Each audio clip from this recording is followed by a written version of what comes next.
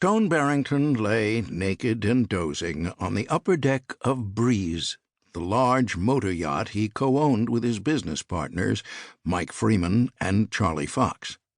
His friends, Dino and Vivian Bichetti, drowsed on nearby deck chairs. They were anchored, late in the day, in the harbor of Fort Jefferson, the pre-Civil War installation that had been a prison for Confederate soldiers during what Southerners still like to call the War between the States. 70 miles east of Key West, the anchorage was gin-clear and usually occupied by a few yachts, but now all was quiet, the last boat and seaplane of the day having departed, and the lagoon was theirs. A distant buzzing noise penetrated Stone's semi-consciousness, then it stopped and started again. Stone opened an eye, which was pointed to the east, away from the low sun, and found a black insect-like spot in the air, getting larger. As it approached, it grew in size until it was clearly a small, high-winged aircraft, probably a Cessna, equipped with floats. Except something was wrong. Stone sat up on his flat deck chair and looked at the plane with both eyes. One of the floats, the one affixed under the left wing, was no longer affixed. It was dangling.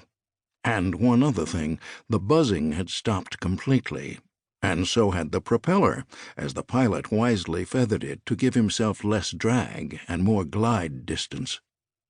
Dino sat up and looked around. "What was that noise?" he asked. Stone pointed. "It isn't noisy any more." The airplane grew closer and lower. "What's that thing hanging off the left wing?"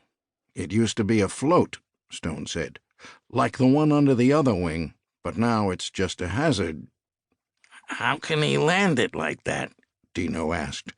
Viv was now awake and also looking at the airplane, perhaps a quarter-mile out.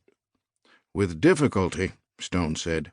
"Dino, please ask Captain Todd to launch the rubber dinghy right now."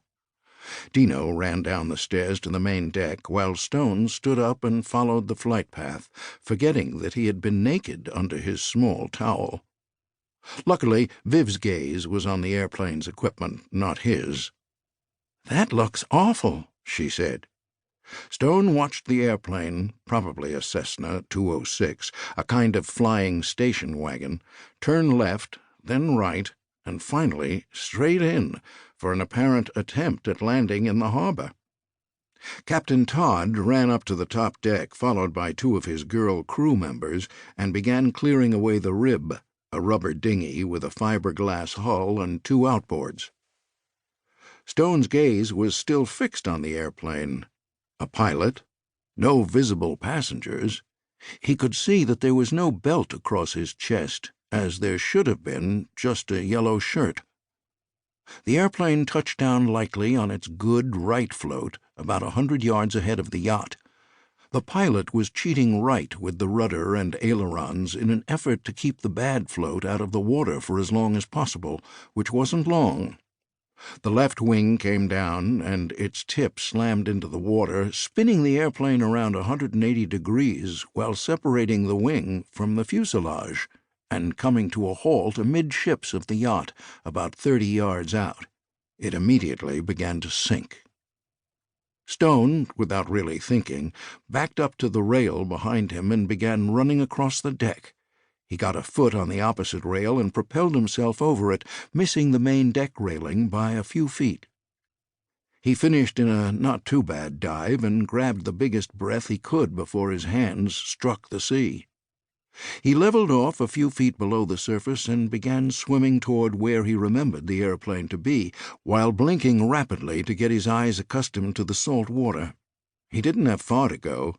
He reached the aircraft as it struck bottom with the right wing, and he got hold of the handle on the pilot's side door before the fuselage could settle on the bottom. He worked the handle and tried to yank the door open. It came slowly, helped by the fact that the pilot's window was open, allowing water to rush into the fuselage and taking some of the pressure off the door. The pilot's chin rested on his chest, and blood was flowing from a cut high on his forehead.